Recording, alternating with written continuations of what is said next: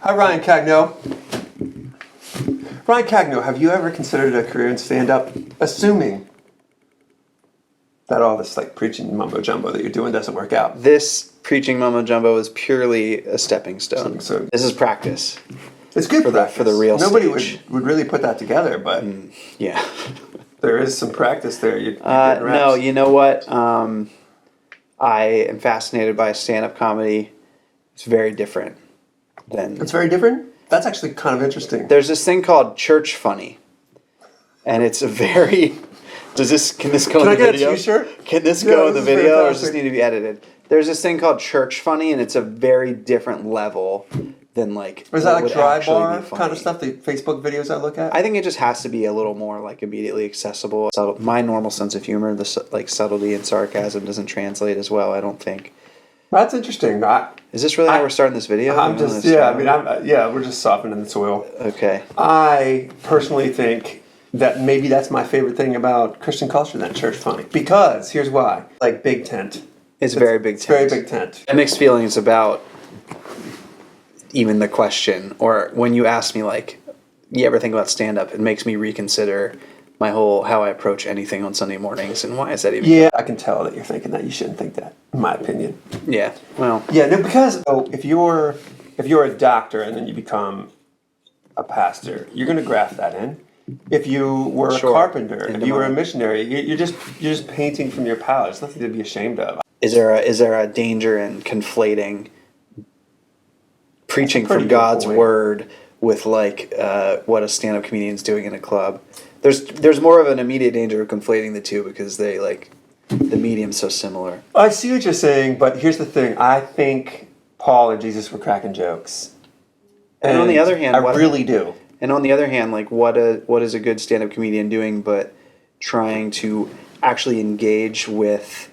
A stand-up comedian is different than a lecturer in the sense that the stand-up comedian is trying to engage with the crowd in a way where even though they're the one talking primarily, it still feels like there's like a back and forth symbiotic kind of thing going. And in that respect... That's pretty good. Good stand-up, it doesn't feel unidirectional. It feels like we're all together. And one last thing before we go, this is just super interesting to me. A real human dialogue is working on many levels, so many dimensions. And to just omit humor for some of the reasons that you touched on, which is true, people on stage with lights on them should always have themselves in check, so the edifying is good. But you're just purposely removing like a very natural human chemistry thing when people convey ideas and thoughts and human experience. You're just sort of surgically removing that to not appear a certain way. Right. And ironically enough, it boomerangs.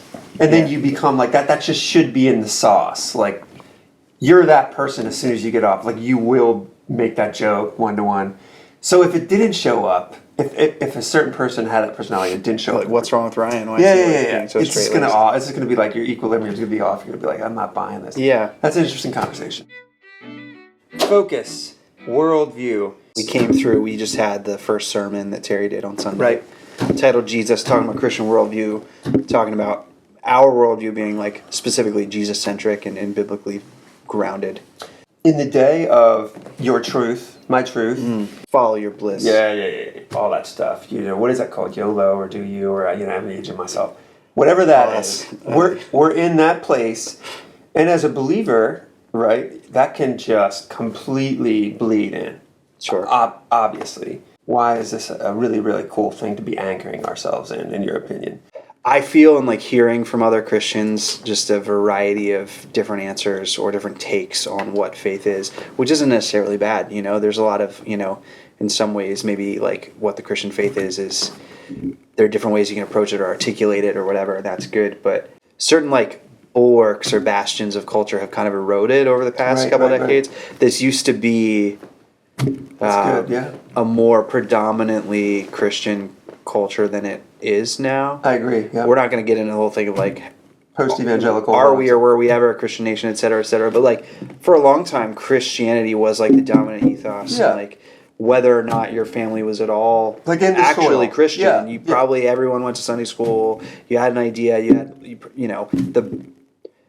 people had a baseline literacy maybe that's different now. You could take some of this stuff for granted, and then obviously That's good. Yeah. Terry talked about like the postmodern worldview especially, and that's kind of what you're getting at with this your truth, my truth thing. Everything's so contested now, right? We don't assume the truth of Christianity. We don't assume the truth of this dominant worldview anymore, which I know has left a lot of evangelicals uncomfortable. Probably left a lot of us confused. I mean, and so it's worth re-articulating. I think even if we hadn't experienced that cultural erosion, it's still good to do this once in a while and kind of just get clear on what it is we believe. I think we get bits and pieces, but maybe it's like, how does it all fit together? Yeah. How does it lock into place? But I would imagine that for a lot of us, we're feeling acutely the need for something like this because of like the shifting plates we feel beneath us. I like that. I mean, I'm interested in where we sit in the culture right now. But even if you don't want to look at it like that, I just got back from my vacation taking my family to the beach. And this is a really commonly used analogy, but I was with my boys out in the waves and stuff, and I just didn't pay attention. And I looked up, and I had drifted like 200, 300 yards, and I'm not even kidding about that, in what seemed like no time flat. Dude, that you should preach that, man. That's what a sermon illustration. I'm just saying there's a natural like default setting, and I like that you touched on that as a believer, because I think there is a level, like one of the things I'm worried about with this sermon series is maybe like somebody looking on it with maybe just a tint of like condescension, meaning I've walked with Jesus for a long time, this foundation's under me. My point here with the drift thing is I think it's really, really great to go back over the word is alive, never comes up void or profitless in us. And so just going back through and tune up at least. Like a finely oiled gospel machine. You just need a little oil change. Yeah. We right here at Encounter Church can use a tune up. I like it. Yeah. And another practical reason that we kicked around a lot, and Terry talked about this briefly in the sermon, and it's in the booklet a little bit more, being able to give answer for your faith to people, right? Which is especially relevant in a culture where, more so now than decades prior, like people legitimately don't know what Christians believe, or there's increasing skepticism, or insofar as Christianity is exclusive and so it claims one way. How can you say that? It's practical in the sense that it equips us to have conversations with people that we love and want to be able to talk about our faith with, and that seems like it's getting harder.